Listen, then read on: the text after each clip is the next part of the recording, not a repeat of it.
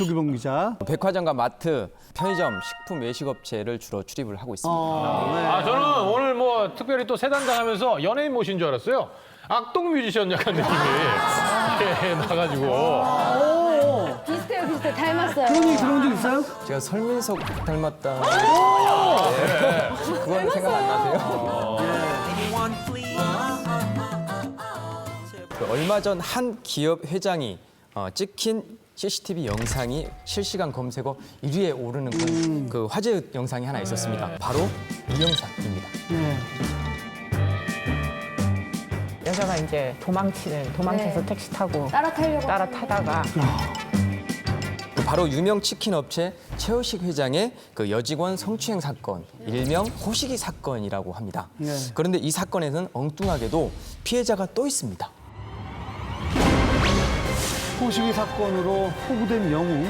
친구들과 생일 파티를 하기 위해서 그 강남구 청담동의 한 호텔을 찾은 20대 주부는 그 한 20대 여성과 마주치게 됩니다. 그 호텔 안에서.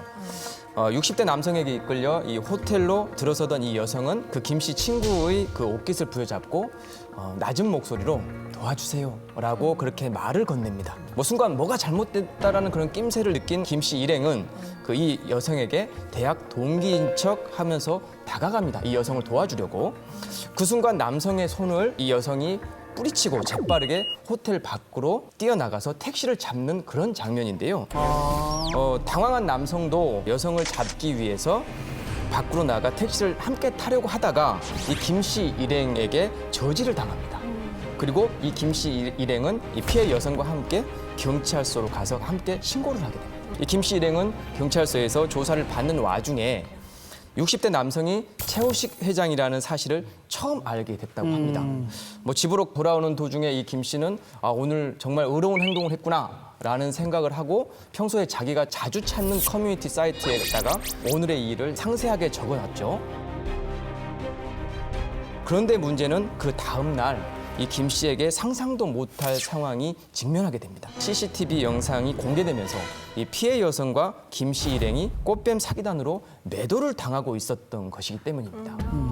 뭐 SNS상에서는 꽃뱀 작전 성공 축하, 누가 봐도 그거 4인조 꽃뱀이다. 이런 그 매도 글과 그 김 씨 일행을 욕하는 그런 비난 글로 도배가 됐었죠. 뭐 처음에는 잘 알지 못하는 일부가 그렇게 올리겠거니라고 생각을 하고 그냥 넘겼는데 이 김 씨 일행을 비난하는 글들은 오히려 줄지 않았고 피해 여성이 2차 피해를 우려해서 고소를 취하했습니다. 고소를 취하니까 정말 꽃뱀인 거 아니냐라고 그 비난의 강도를 더 높인 그런 사건인데요. 김 씨는 그 인터넷에다가 나 꽃뱀 아니다. 나는 애도 있는 가정주부다라고 샤우팅 한번 하고 싶었는데 결과적으로 2차 피해가 우려돼서 그마저도 포기를 했다고 합니다. 김 씨 같은 경우에 지금은 하루하루 이 악플과 전쟁을 하고 있고 악플 캡처본만 A4 용지로 100여 장이 넘는다고 지금 합니다. 뭐 얼마 전에 경찰서에 그 고소 계획까지 밝힌 김 씨는 남이 도와달라고 했을 때 도와주는 그런 행동 이런 것조차도 못하겠다 그렇게 씁쓸한 마음을 드러내기도 했었습니다. 그 최호식 회장에 대한 조사는 진행이 어떻게 되고 있나요? 네, 그래서 경찰에 조사를 결과를 한번 물어봤습니다. 1차 출석을 통보했을 때는 어디가 아프다. 뭐 기업 회장들 대부분 그렇지 않습니까? 출석 통보하면 일단 아파요. 사람들이 시름시름 앓게 됩니다. 예.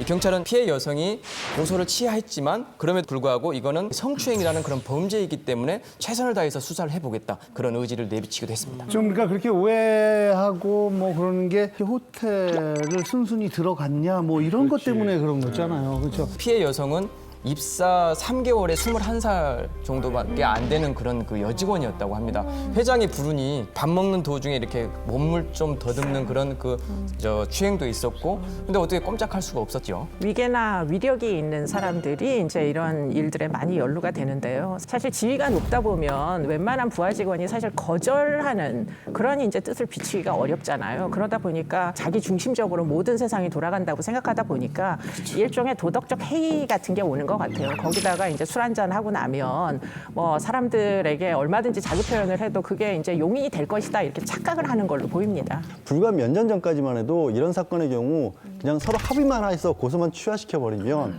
아예 경찰서 자체 갈 일이 없었거든요. 그러니까 정말로 돈으로 막았던 거예요. 그 힘 있고 권력 있고 돈 있는 사람들에게 아직도 그 버릇이 남아있는 거예요. 사실 친구죄가 없어지고 난 다음에는 고소 취하를 해도 이게 얼마든지 사건화가 될 수 있습니다.